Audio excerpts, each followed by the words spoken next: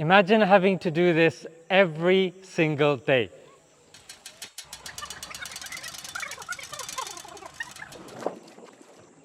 And all of that for half a bucket of water.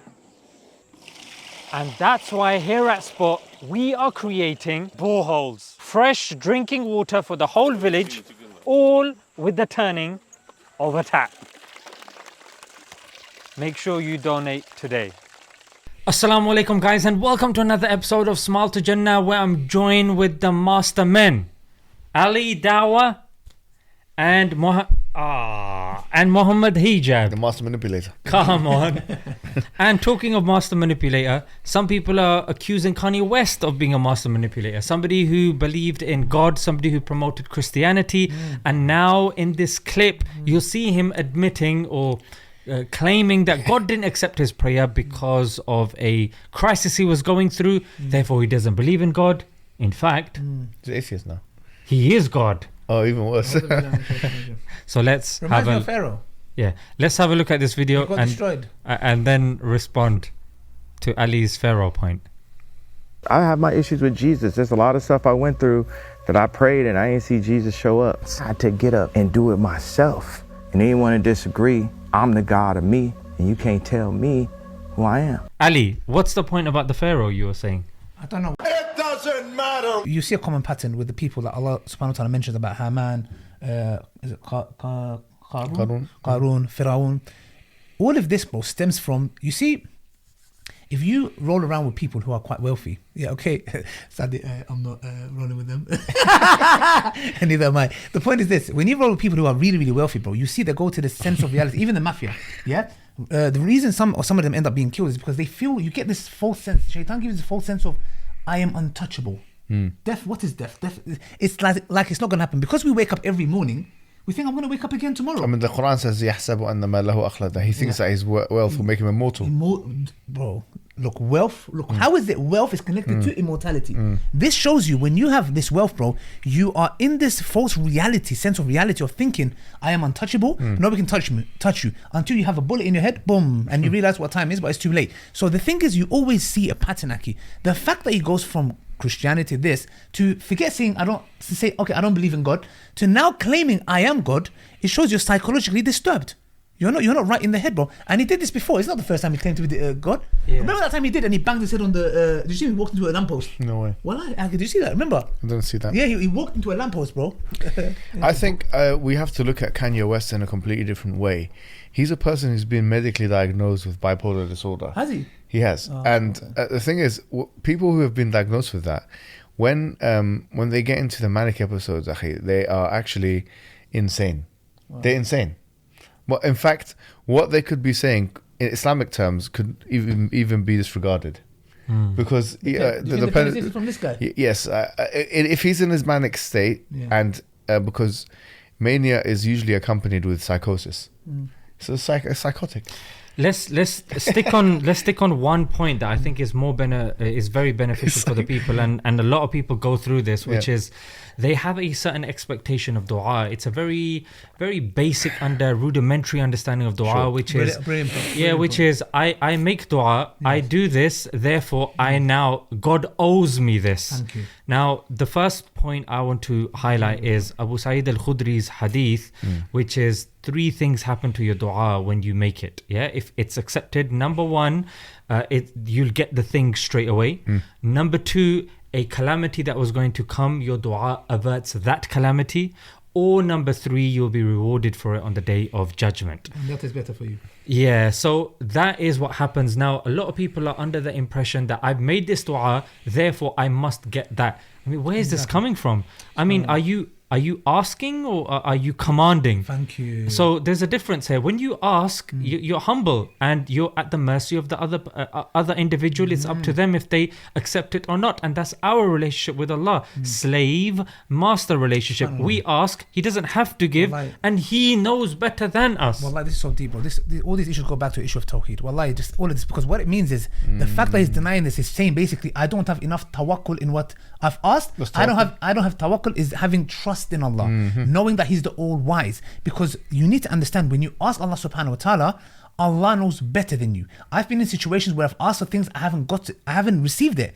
And in the moment I get frustrated and I get angry. But you remind yourself and say, hold on a second. I know my Lord exists. I know He's the creator. I know He's the all-knowing, and I know He's the all-wise.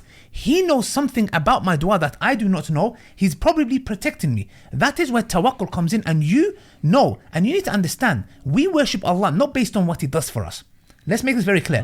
We don't worship Allah based on what He does for us. We worship Allah because of who He is. If Allah created us and gave us nothing, He deserves worship. So this entitlement attitude comes from this Amazon Prime attitude of, I order it today, it comes tomorrow, I don't like it, I'll send it back. Fast hand dryers. What on earth are you talking about? Fast hand dryers, fast cars, fast food. This attitude, we adapt it onto our lifestyle, and even with our relationship with Allah. When I want something, He doesn't give it. No, that's it. This is this shows you the disease of the heart, that you think you want something and you're owed. Who the hell do you think you are, man? Who do you think you are to be the Lord of the heavens and the earth? Look at the entitlement. Like, I asked, because he's a rich guy, whatever he wants, he gets it, a woman, car. He thinks the same works with Allah, and Allah will humiliate you. You're out of your mind. You're crazy. And the thing with dua is, the main function of dua is not to receive. Yes. Dua is actually ibadah. It's worship. Yeah. You do it because you're supposed to do it. It's a form of worship. Yes. This whole thing that no, dua means I ask for something, I get it. That's a slave master relationship, that you're the master and the one who you're asking is a slave. Yeah. And that's in common psychological terms, entitlement is defined as believing that you are you deserve certain privileges that the rest of the people don't deserve. So for example, now, like, let's look at Palestinian children, right? What do they not deserve? Like, for example, all the basics. Like, if you want to talk about deserving or not deserving, some of them, I've seen just a video today with one of them, literally, like, she had her whole body, she had her eyelids, she had her eyelids, and she was talking and reciting Quran and all those kind of things. So it's about entitlement. Goes back to this idea of what you think you deserve. It's funny though, you mentioned the Palestine thing, because people are saying in response to this that, they're making du'as, their du'as aren't being accepted. What's the point? They don't understand. No, but it goes back to that point that you just mentioned, which is what is the premise of this world? The premise of this world is that this world is a test. Okay, you're not in charge of the test. You cannot say that this cannot happen to me, or this does not. I do not deserve to feel this. This is a very modern day attitude, which actually this modern day attitude is, in my opinion, bro, weak. It's weak. But it's a lot of it is leftism.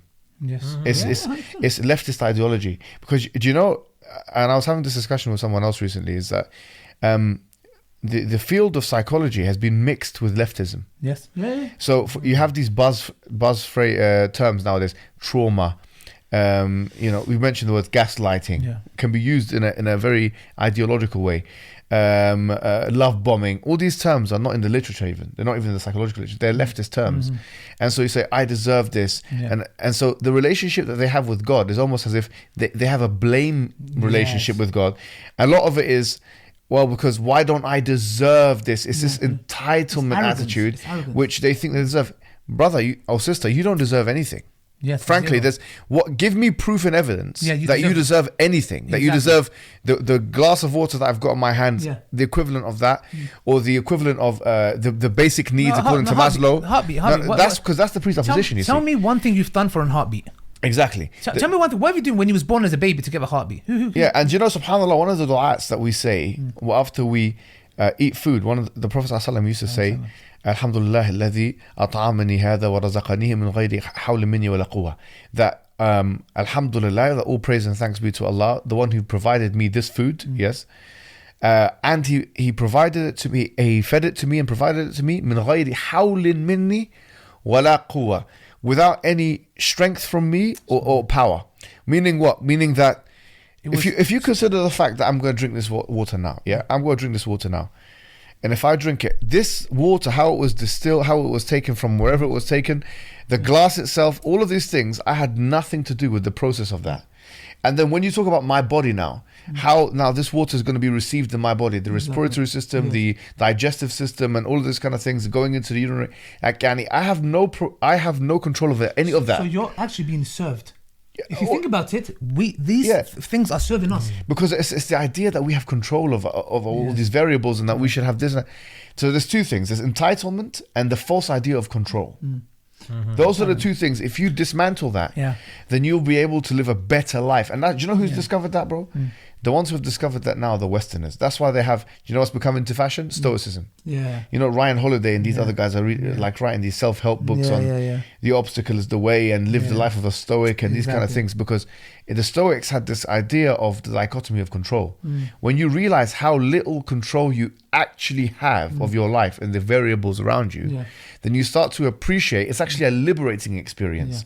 So instead of thinking that you can control everything, or that you're in control of everything, or that you deserve everything, which are false, deluded notions, you know, which, as you mentioned, sometimes you can become deluded like that because of money, whatever.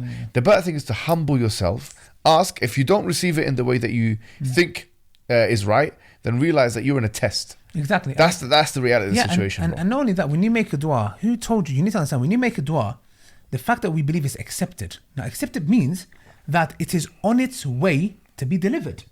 Now, we have this attitude is we want it now. Bro, I made the dua. It got answered after 6.5 years.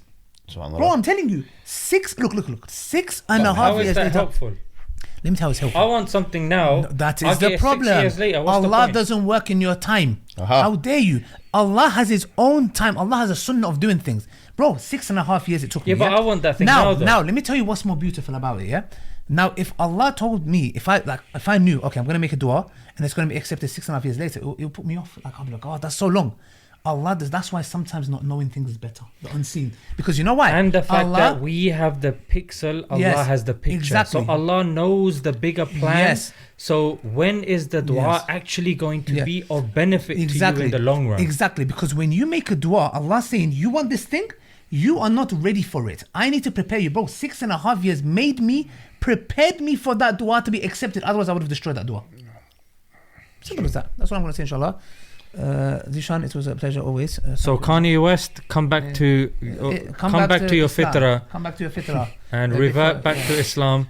We have a more rigorous, God doesn't need blood to forgive you. Yeah. You're born sinless. You're born on the fitrah, the natural disposition. Worship if you God. accept Islam, we have like Will Smith, when he was reading the Quran, he said one thing that I noticed is it's very clear. It's crystal clear. It's very difficult to leave the Quran without having a clear message from it, which I think was very insightful of him, whilst the other theologies and philosophies are very clouded, very unclear, very kind of just the fundamentals of them are so cloudy and don't really, they leave you more with questions than answers, which is the opposite in Islam. Islam gives you more answers than it does questions. Exactly. Big dog. Alhamdulillah. Till next time. Assalamu alaikum wa rahmatullahi wa barakatuh.